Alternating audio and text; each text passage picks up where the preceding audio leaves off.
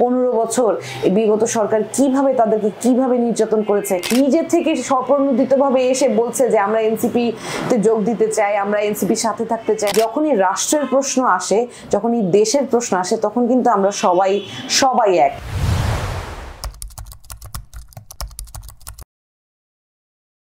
আমরা জুলাই মাস আবার ফিরে এসেছে আমাদের মধ্যে। আমরা এই জুলাইকে স্মরণে রাখতে আমরা শুরু করেছি দেশব্যাপী জুলাই পদযাত্রা। এই পদযাত্রার মূল উদ্দেশ্য আসলে এই যেই জনমানুষের অংশগ্রহণে ছাত্র জনতার ডাকে গণ অভ্যুত্থান সম্পন্ন হয়েছিল, যেই ছাত্র জনতার ডাকে সারা দেশের মানুষ সাড়া দিয়ে এই দেশটাকে স্বৈরশাসকের হাত থেকে উদ্ধার করেছিল, তাদের কাছে ফিরে যাওয়ার দায়টা আমাদের শুরু থেকেই ছিল। আমরা আসলে প্রথম থেকে আমাদের উদ্দেশ্যটা ছিল, কর্মকাণ্ডটা আসলে সীমাবদ্ধ ছিল শহীদ পরিবার এবং আহত ভাইদের চিকিৎসা এবং তাদের দাবি দাওয়াগুলো তুলে ধরার কাজের মধ্য দিয়ে। আমরা যখন জুলাইয়ের ঘোষণা চেয়েছি, জুলাই প্রোক্লেমেশন চেয়েছি, তখন থেকে প্রথম থেকে আমাদের বাধার সম্মুখীন হতে হয়। আমরা দেখতে পেরেছি যে কিছু বিশেষ শক্তি এই জুলাইয়ের স্বীকৃতি দিতে চাচ্ছে না। তারপর আমরা আস্তে আস্তে আমাদের যেই মূল দাবি, যে দেশের যে স্বৈরাচারী শাসন কাঠামো, যে বিদ্যমান ব্যবস্থা, এটার পরিবর্তন যে জরুরি, সেটাই ছিল এক দফার মূল ভিত্তি, যে বাংলাদেশকে স্বৈরশাসক থেকে মুক্ত করতে হবে।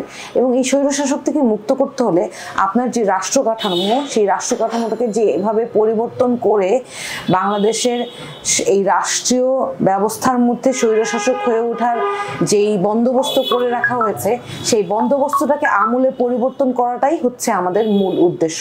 এবং এই উদ্দেশ্য সফল করতে গিয়ে যখন আমরা কাজ করছি, তখন আমরা দেখতে পেলাম যে আসলে রাজনীতির মাঝে না নামা পর্যন্ত আমাদের আওয়াজগুলো কোনোভাবেই প্রপারলি অ্যাকনলেজড হচ্ছে না।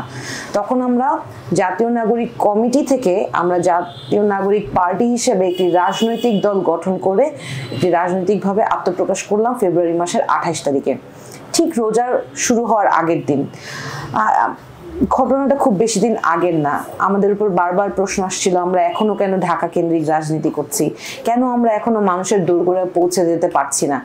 আমাদের হাতে এতই কম সময় যে আমরা একটা রাজনৈতিক দল গঠন করার সাথে সাথেই দেখলাম যে এই মুহূর্তে ঐক্যমত্য কমিশনে, নির্বাচন কমিশনের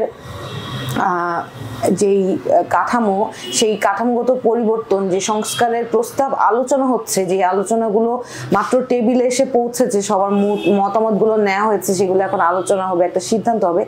ঠিক সেই সিদ্ধান্তগুলো হওয়ার আগ মুহূর্তেই একটা ঘোষণা আসলো কি, যে অত তারিখের মধ্যে সবাইকে নিবন্ধনের আবেদন করতে হবে। তখন আমাদের প্রতিবন্ধকতাগুলো, আমাদের প্রতি যেই বৈষম্যমূলক আচরণ, যেই প্রতিবন্ধকতা, সেগুলো আমরা ফেস করা শুরু করলাম। আমরা কিছুটা সময় চেয়ে নিলাম। আমাদের পাশাপাশি আরো অনেকগুলো দল যারা রাজনীতিতে আসার ইচ্ছা প্রকাশ করে, অনেকগুলো সংঘবদ্ধ গোষ্ঠী, তারাও একইভাবে অ্যাপ্লিকেশন করে কিছুটা সময় নিল। আমাদের আসলে বেসিক্যালি এই যে সময়টা, মধ্যবর্তী সময়টা, এই মার্চ মাস থেকে জুন মাস পর্যন্ত যে সময়টা, সেই সময়টা আসলে আমাদের দল গোছাতে এবং এই আরপিও অনুযায়ী আমাদের দলের যে সাংগঠনিক কাঠামো, যে রিকোয়ারমেন্টসগুলো, সেগুলো ডিটেইলড ওয়েতে A to Z ফুলফিল করার জন্য আমরা চেষ্টা করেছি এবং সেই জন্যই আমরা কাজ করতে ভীষণভাবে ব্যস্ত ছিলাম। এখন যেই আরপিওটা আছে, এই আরপিওর আন্ডারে আসলে প্রপারলি 100% রিকোয়ারমেন্ট ফুলফিল করে কোনো বিদ্যমান রাজনৈতিক দলই যদি তাদেরকে বলা হয় যে আপনাদের এখন রেজিস্ট্রেশন ক্যান্সেল, আপনারা পুনরায় রেজিস্ট্রেশন প্রক্রিয়াটা ফলো করেন, সবাই কিন্তু আটকে যাবে।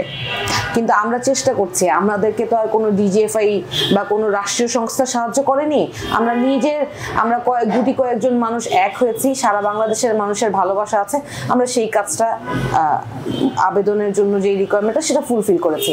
এই মুহূর্তে আমাদের এখন যেই দায়টা আমাদের রয়ে গিয়েছিল, যেটা আমাদেরকে আবার ফিরে নিয়ে যাওয়ার দায়বদ্ধতা, সেই জায়গাটা থেকে আমরা এখন মানুষের দুয়ারে ফিরে যাওয়ার প্রয়োজনীয়তা অনুভব করছি।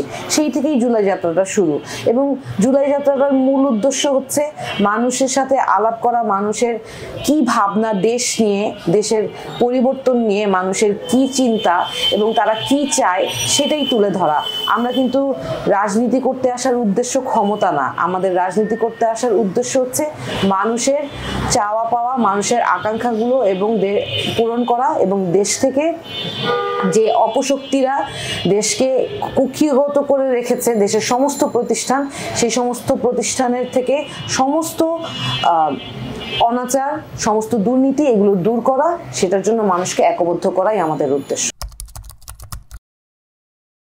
আমরা যখন যাত্রা শুরু করি তখন কিন্তু কেউ এত ভাবতেই পারেনি যে এত মানুষ আগ্রহ করে আমাদের এই যাত্রায় অংশগ্রহণ করবে। আমরা প্রথম দিন যখন যাত্রা শুরু করলাম তখন যেই সমাগম ছিল, আজকে 7ম দিনে আমরা প্রায় 16টা জেলা কভার করে ফেলেছি।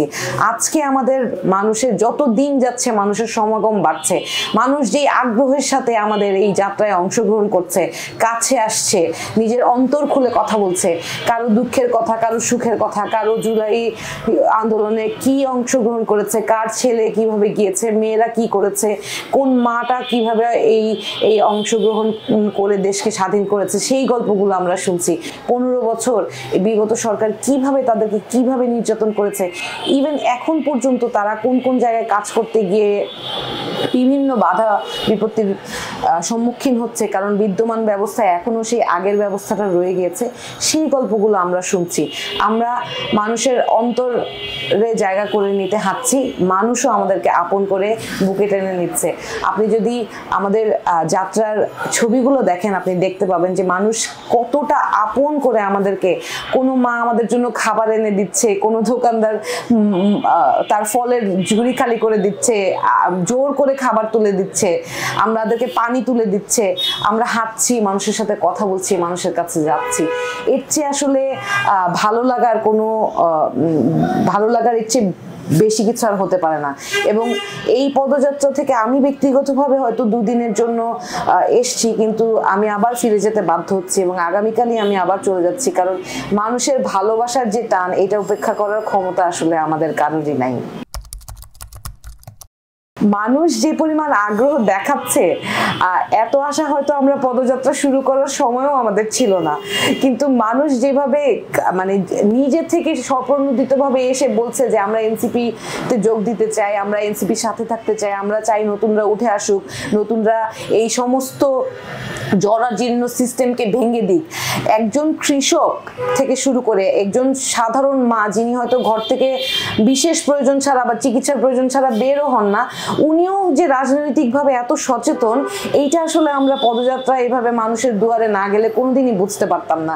সুতরাং তারা যে আগ্রহ দেখাচ্ছে, যে ভালোবাসা দিচ্ছে, আমাদের আশার যেই স্কেলটা, সেটা আসলে যা আগে ছিল তার চেয়ে অনেক অনেক বেড়ে যাচ্ছে। আশা করি মানুষ যেভাবে রাজনৈতিকভাবে সচেতন আমরা যেটা দেখতে পাচ্ছি, সেইটার রিফ্লেকশন যদি হয়, তাহলে এনসিপি একটা কঠিন প্রতিদ্বন্দ্বিতা করতে যাচ্ছে অন্যান্য বিদ্যমান রাজনৈতিক দলের সাথে। এই প্রশ্নটা আমি মাঝে মাঝেই পাই। এইখানে আপনারা একটা জিনিস ভুলে যান, যে যখন জুলাই অভ্যুত্থান হয়েছিল তখন সেটা ছিল বাংলাদেশকে স্বৈরশাসকের হাত থেকে মুক্ত করার আন্দোলন, এবং এই আন্দোলনে যারা অংশগ্রহণ করেছিল তারা কিন্তু কোনো জাত দেখে নাই, কোনো ধর্ম দেখে নাই, কোনো রাজনীতি দেখে নাই। তারা এক কথা চিন্তা করেছে যে দেশটাকে পরিবর্তন করতে হবে, দেশটাকে স্বাধীন করতে হবে, দেশটাকে মুক্ত করতে হবে। সেইটাকে কিন্তু সবাই এগিয়ে এসেছিল। আজকে সেই অভ্যুত্থানের পর, বিপ্লবের পর প্রত্যেকটা মানুষেরই কিন্তু আলাদা আলাদা মতবাদ আছে। আমি একজন ব্যক্তি মানুষ, আমার একটা মতবাদ আছে, আপনার একটা মতবাদ আছে। সুতরাং যার যার রাজনৈতিক মতবাদের জায়গা থেকে সে হয়তো তার অবস্থান আলাদা হয়েছে, কিন্তু যখনই রাষ্ট্রের প্রশ্ন আসে, যখনই দেশের প্রশ্ন আসে, তখন কিন্তু আমরা সবাই এক। গতকালকে আমাদের নেতা বলেছেন যে আমাদের দেশে যখনই আর কোনো পুশিং করানোর চেষ্টা করা হবে, পরাশক্তি যখনই আমাদের আঘাত করার চেষ্টা করা হবে, আমরা কিন্তু এই পরাশক্তিকে সমষ্টিগতভাবে আমরা এটা প্রতিহত করব। সুতরাং ভুলে যাওয়া চলবে না, বাঙালি কিন্তু যখন দেশের প্রশ্ন আসে তখন কিন্তু সবাই এক হয়ে যায়। আগামীর বাংলাদেশ কেমন দেখতে চান? আগামীর বাংলাদেশ স্বাধীন হিসেবে দেখতে চাই, দুর্নীতিমুক্ত দেখতে চাই, আগামীর বাংলাদেশকে সবাই মিলে একত্রে গড়ে তুলতে চাই।